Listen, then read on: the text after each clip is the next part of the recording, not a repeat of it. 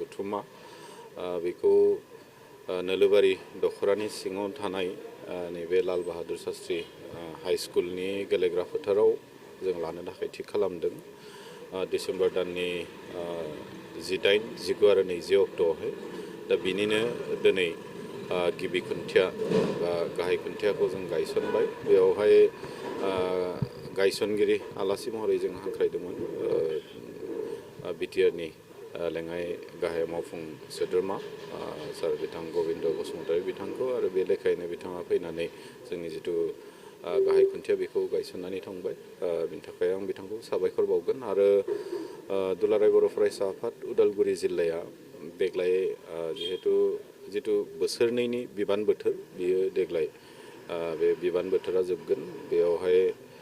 जोंनि डेलिगेटनि गेजेरजों बे बिबानखौ जों फोजोबनानै गोदान बिबानगिरि जों सायख'नानै लागोन आरो माखासे मानि हाबाफारिफोर जिहेतु बेयो बैसो हिसाबै उदालगुरि जिल्ला दुलाराय बर' फरायसा आफादा 54 बोसोर जों कमप्लिट खालामबाय आरो बिनिनो खुंनाया जोंनि जिथु कनफारेन्स कनभेनसन खुंबोनाय बियो 50 खेब जागोन दा 50 हिसाबै जोङो नर्मेलि एसे सेलेब्रेसन जों एसे खालामो दा बे लेखायैनो जिहेतु 50 खेब जाबाय बे कनफारेन्स जों खुंबोनाया बेखौ मोनसे सेलेब्रेसन टाइपआव बांद्राय जोङो बेबायदि सनाथि बोसोर बेफोरबायदि जानाय नङा जास्ट मोनसे खुंनाया 50 बोसोर जानाय हिसाबै मोनसे सेलेब्रेसन हिसाबै जों एसे स्पेसियेल एसेब्लाबो खालामनो होननानै जोङो नाजानाय जादों बानजाय आफादाबो थिग बे रोखायैनो खोब माने जानजि खाफ्रादों आं आसा खालामदों जिखिनि बानजाय आफादनि नाजानाय आरो बिथांमोननि खामानि मावनाय जथेस्थ'खिनि गोख्रोङै बिथांमोना खामानि मावदों नाजादों खोब गाजा गोमजायै खुंनो दा बेवहाय आं खावलायगोन जोंनि नैबे नोलोबारि ओनसोलनि साफ्रोमबो रायजो राजा आरो उदालगुरि जिल्लानिनो साफ्रोमबो रायजो राजानि हेफाजाब मददखौ मोनलांगोन बे सानथामनि जिथु हाबाफारि बेवहाय जिखिनि जोंनि एक्टिभिटिफोर थागोन जिखिनि इभेन्ट्सफोर थागोन जेरै स्पर्ट्सनि इभेन्ट जोंहा दङ बुलुर बादायनाय काबादि हिन्जावसाफोरनि आरो हौवासा आरो हिन्जावसाफोरनि माराथन खारनाय बेफोरबायदि जोंहा दङ थुनलाइ बादायनाय जोंहा दङ बाथ्रा दान्थे बादायनाय जोंहा दङ बेफोरबायदि हाबाफारिफोर जों लानाय जादों लोगोसेनो कालचार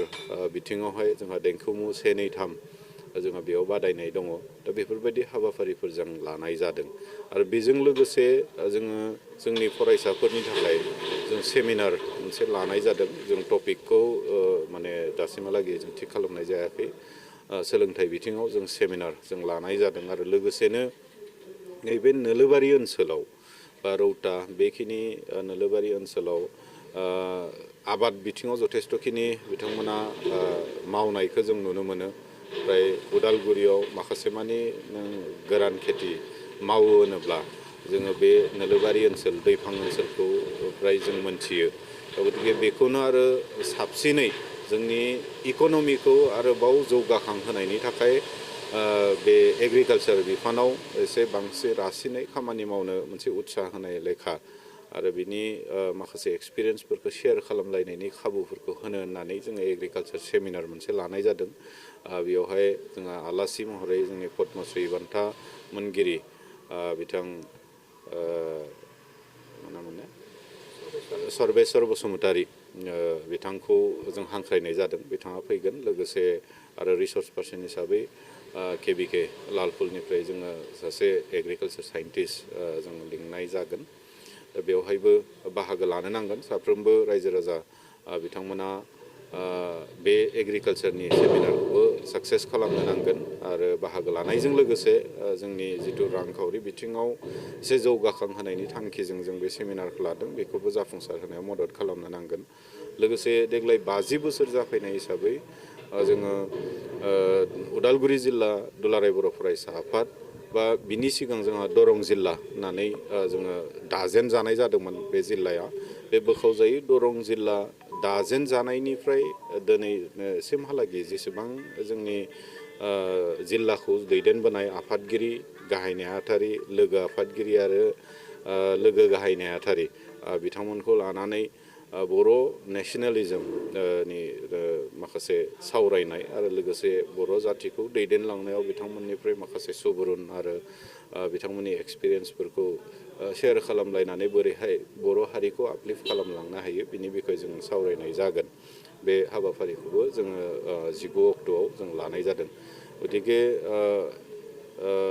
50 बोसोर जानाय हिसाबै स्पेसियेल मोनसे प्रग्राम बेखौ जों लानाय जादों। आं आसा खालामदों जिखिनि हाबाफारिफोर जों लादों बेवहाय साफ्रोमबो रायजो राजानि हेफाजाब मददआ थागोन आरो अपेन सेसन 20 अक्ट'आव जोंहा जागोन। बे 20 अक्ट'नि जिथु अपेन सेसन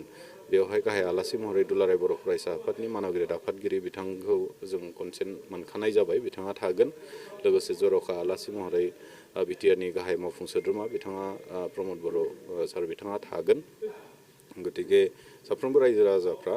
जाहाथे लैहोर लैहोर फैनानै बे अपेन सेसनखौबो साक्सेस खालामो आरो जोंनि दुलाराय बर' फरायसा आफादा जिखिनि खामानि मावदों आरो मावनो लानाय खामानिफोरखौ निस्सय जोंनि आफादगिरि मानगिरि बिथाङा बेवहाय फोरमायगोन आरो बेफोर गासै मेसेजखौ केरि खालामनो थाखाय बयबो जाहाथे फैयो आं बेखौनो खावलायगोन।